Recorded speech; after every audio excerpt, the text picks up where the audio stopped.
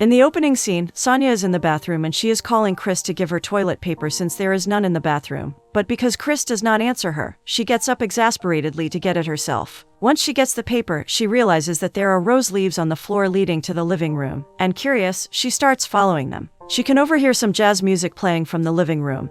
And when she gets to the door, she peeks inside and catches Chris writing, "Will you marry me?" on a cake. She immediately freaks out. She wants to become someone before she gets married, and she wants to experience more in life before things get too real for her. Sonia goes back to the bathroom and calls her best friend Nora, but because Sonia is whispering so Chris cannot hear her, and Nora, expecting a baby soon, is getting a rest and watching a movie with her husband. Nora is unable to hear her and hangs up without giving her any advice. When Sonia was growing up, she lived in a crowded apartment in Brooklyn. During her childhood, Sonia admired Frida Kahlo. She had books about Frida, and even put on makeup to look more like her. Sonia wanted to become someone in life, and have a tragic death with a lot of people grieving at her funeral. She never dreamed of a wedding and a married life, that just wasn't her thing. Now, however, out of the blue, she finds herself confronted with the prospect, and she doesn't know what she's going to do. Sonia goes out of the apartment to call Nora back and tell her about the situation with Chris and the proposal. Nora tries to calm her down and tells her that what Chris is doing is a good thing. But Sonia, all panicked, says that she is aware that it is a good thing, but she does not feel ready for it.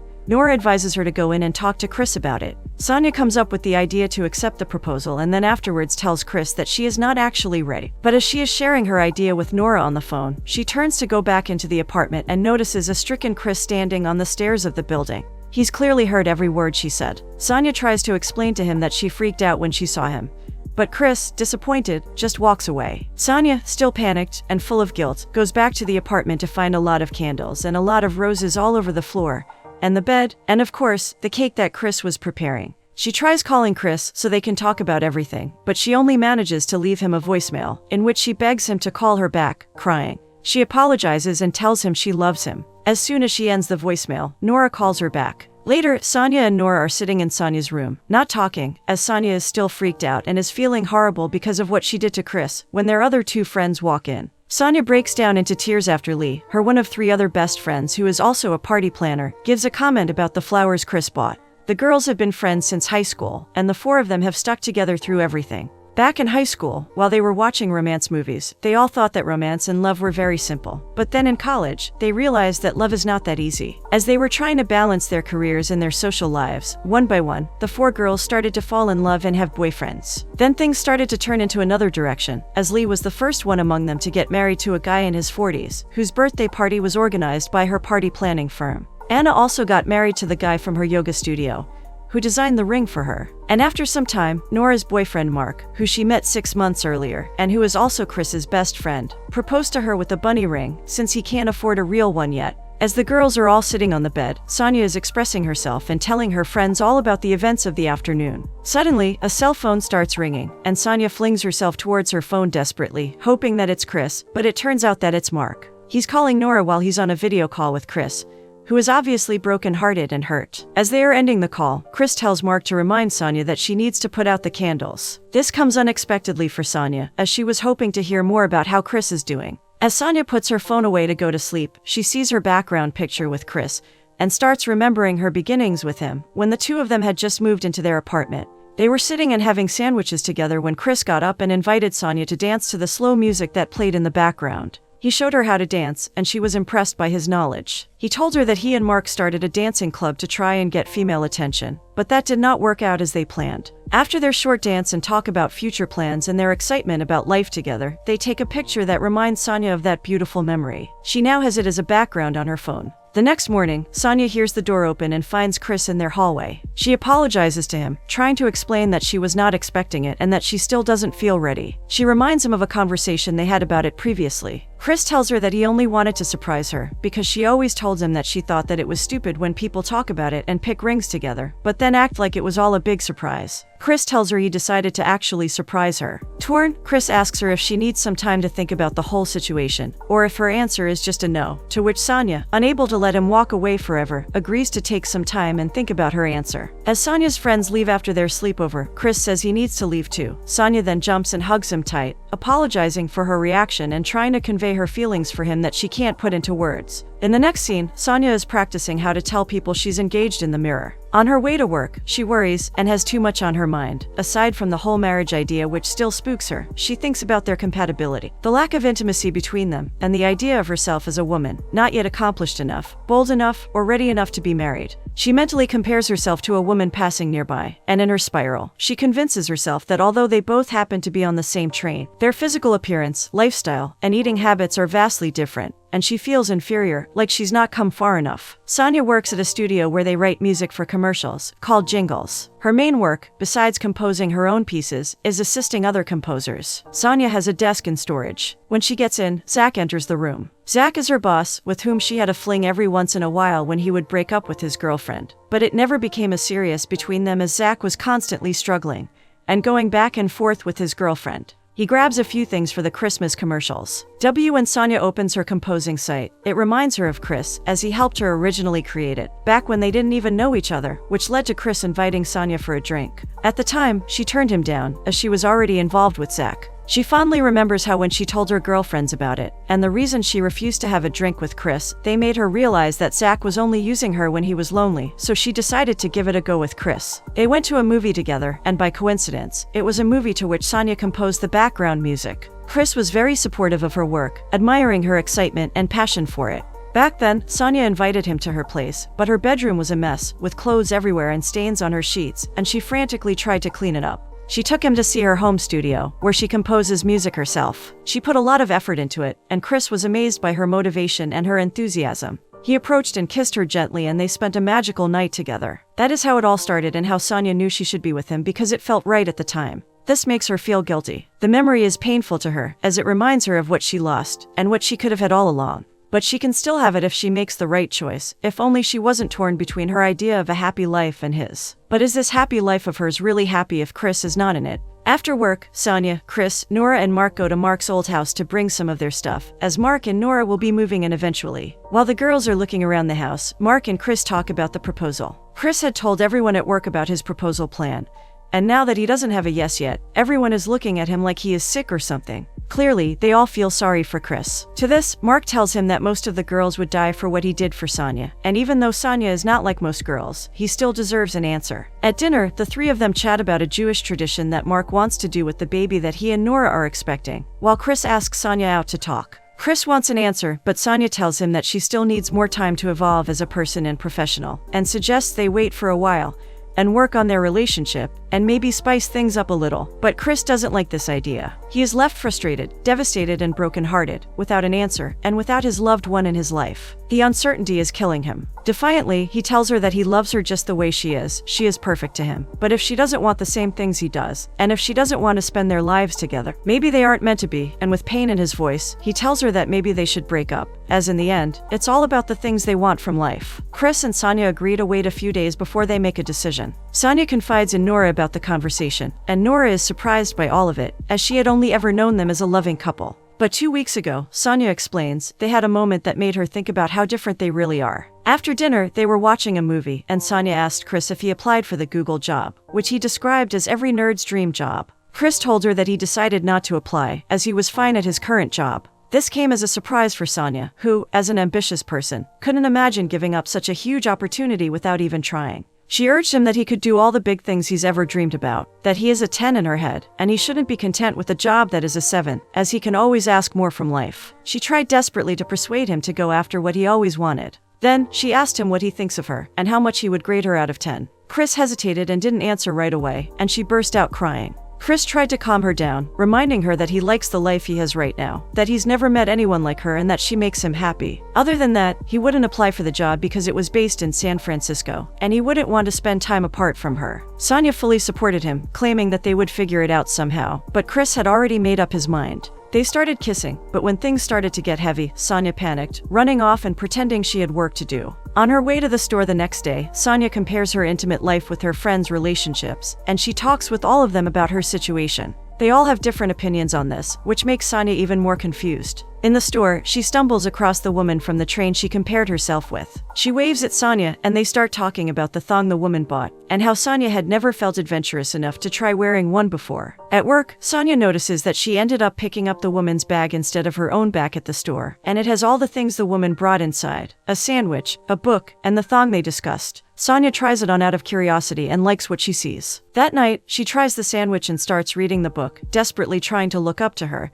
and be her, not realizing that it's all about the choices you make in life that lead to the right path. The next day at work, her friends come by to visit after flower shopping for Nora's impending wedding. While talking, they notice that Sonia is wearing a thong, and she opens up to them and tells them everything: how she admires the woman she met, how she looks up to her, and how she wants to be more like her by the time she marries. Maybe breaking up with Chris won't be such a terrible thing after all. Maybe it can be an opportunity to grow, explore, and travel. Her friends are very supportive of her, so they suggest she travels, and they give her a few ideas as to where she could go. When they mention Rome, this reminds Sonia of the time she had a crush on an Italian guy named Fabrizio back in high school, and they tell her that if she goes, she could look for him there. Sonia is swept up in the romance of the idea, and before she knows it, she's booking her trip. When Chris enters the room, they are printing an itinerary. Her friends leave the room to give them some privacy, and Sonia tells Chris what she is about to do. With a deep breath, she explains that she wants to go to Rome and make bold decisions for once in her life. And since he told her they could either get engaged or break up, she thinks that this is the end of it, because she doesn't want to be engaged right now. When Chris realizes that she has already made a decision, he walks out. Sonia goes after him, trying to figure out why he had flowers with him, and sadly, he tells her that he went there to tell her that he wants to be with her, no matter what. Sonia, surprised and feeling awful that she can't reciprocate, explains that she feels like she never lived. She expresses that she wants to experience exciting things in her life. A dejected Chris tells her that he was waiting for her, so they could start their lives together. Clearly fed up, he leaves her to watch him walk out of her life. Sonia, still determined to go after what she always wanted, and get more from life, decides to go to Rome all by herself, and hopefully reinvent herself. At least she'll know if the life she dreamed about is the life she actually wants. In Rome, Sonia rents an apartment, goes sightseeing, eats ice cream, and at the end of the day, goes to a restaurant to drink wine. She decides to find Fabrizio and messages him on Facebook, and to her surprise, he immediately responds and tells her where she can meet him. It turns out Fabrizio is now a photographer. Sonia finds his studio, where unfortunately, the model they were waiting for didn't show up. Sonia coming in was perfect for them, as she can help Fabrizio and his brother as a model for their travel guide. Sonia is very much against the idea, but decides to help them out. She dresses up nicely, and Fabrizio flirtatiously compares her appearance to Audrey Hepburn on a Roman holiday. When the photo shoot starts, Sonia doesn't know her way around it, stiffly trying to figure out how to pose and how to act. Fabrizio offers her a glass of wine, which gets her a little bit tipsy, and she starts jokingly imitating celebrities and doing movie impressions, which, remarkably, gives them a lot of great shots. After their photo session, Sonia and Fabrizio, all fired up, enter her apartment kissing passionately. At first they tumble onto the bed, unable to keep their hands off each other, but when things heat up a little bit, she starts imagining Chris on the chair next to the bed, and she tells Fabrizio to stop, explaining tearfully why she cannot go through with it. She sobs that she is not ready. When Fabrizio sees her body, she smiles and tells him that she never grooms the whole thing. This gives Fabrizio an idea. The next scene shows Fabrizio grooming her while Sonia lays in the tub. Surprised she let him do that to her. They start kissing again as he climbs into the tub beside her. The next morning, Sonia wakes up with her makeup smudged all over her face, and she sees a rose made out of paper and a note from Fabrizio. His note explains that he took her money and her phone. He is almost married, and him and his girlfriend have a baby together. He promised his girlfriend a ring, but he has never had enough money for it. He stole her things to sell them so he could keep his promise to his girlfriend. Sonia, out of her mind, checks her wallet to find it empty, and the money she had for her trip in Italy, all gone. She freaks out and calls Nora, but it goes to her voice machine and she tries to leave a voice message. Chris, who is staying at Nora and Mark's, is watching a movie, and he picks up the phone in concern when he hears that Sonia got robbed. She tells him that she is fine, just without her money, and she asks him how he is doing. Chris only cares about making sure that Sonia is fine. Despite everything, he still cares for her no matter what. Then the conversation ends abruptly, as she no longer has the money to pay for it. In Rome, and penniless, Sonia decides to leave and go back home, where she belongs. When she arrives at home, she finds her apartment the same way she left it, with roses all over her place from the surprise Chris prepared for the proposal, and this only makes her feel worse. She threw away what she had with the man she loves for some wild adventure, but in the end, it didn't work out the way she thought. The next day, Sonia is with her friends as they are all waiting to see Nora's wedding dress. She tells them that the trip to Rome wasn't as amazing as she thought it would be, but she is glad she went there. Nora comes in, with her hair done and the dress above her clothes, but she tells them that she wants something more homey for her wedding. After they all go their separate ways, Sonia tentatively asks Nora if Chris still stays with them, and Nora, realizing she wants to see him, invites Sonia over to dinner. The next scene is at Sonia's workplace, the Jingle Studio. She is about to leave and says goodnight to Zach, her boss. He opens up to her and tells her that his girlfriend left him for good, and he wants her to do a favor and compose something for him. He wants to leave the office because he doesn't feel good and has a lot going on. She tells him that she already has something planned. She has a dinner she needs to go to. She's clearly anxious to see Chris again. Zach interrupts her and tells her that it won't take long, and that she will do great as she just got back from a vacation, and he leaves the room. Sonia really doesn't have a choice. Irritated, she decides to stay and compose for the commercial. She is a bit late for the dinner but decides to go anyway, and when she arrives at Nora and Mike's, Chris opens the door, surprised to see her. Sonia gets inside and hears people arguing. Chris tells her quietly that it's Nora and Mark. They are fighting over the way Nora decided to deliver the baby with a midwife, who is actually a man named Gary. When things cool down, Nora lays in her bed while Gary is doing her checkup for the baby. She tells Sonia how Mark doesn't respect her wishes, how she has done her homework and knows what she is doing. This makes Nora wonder if they rushed into it without thinking, as they barely knew each other when they started dating not long ago. Sonia, sure that her friend is simply nervous, reminds Nora that men can be a little bit frightened by things they don't know about, such as pregnancy, and that she has nothing to worry about. They both go downstairs where Chris is waiting, and Nora tells Sonia that Chris was teaching her how to dance so she can surprise Mark at their wedding. They dance together a little bit to show her what she learned, but she makes a bunch of mistakes. Sonia tells her that she is rushing into it, and steps in to show her how it's done. She dances with Chris slowly, and they are about to have a moment when Mark walks in. Chris, shaken by the intimate moment, tells them that he has to go, and that he can't stay for dinner. His reaction is unexpected to everyone, but especially Sonia. Nora apologizes to her and tells her that maybe it doesn't mean anything. Maybe they just caught him off guard. Nora is sure that he wants to see her. Mark laughs ironically at this, implying that it is not true, but he doesn't say anything else. Back at home, Sonia looks at old pictures of Chris and bursts into tears, realizing what she gave up. On the day of Nora's wedding, Sonia sees Chris talking with another woman before the ceremony starts. When Sonia finds out that Chris won't be sitting next to her at dinner after the ceremony, she assumes that he doesn't like her anymore. But her friend Erica tries to convince her of the opposite, that if she tries to talk to him, she will realize that he still loves her the same way he did 3 weeks ago when he proposed. Sonia gathers her courage. Even though she thought she already lost him, seeing him talking with another woman made her realize that maybe he is over her. When she sees him all alone at the table, she goes to talk to him. Suddenly, the woman he was with earlier stands up from beneath the table, to Sonia's shock. She introduces herself as a colleague of Mark and Chris's, and she shows her baby kid on her phone, talking about how tired she has been since she had him.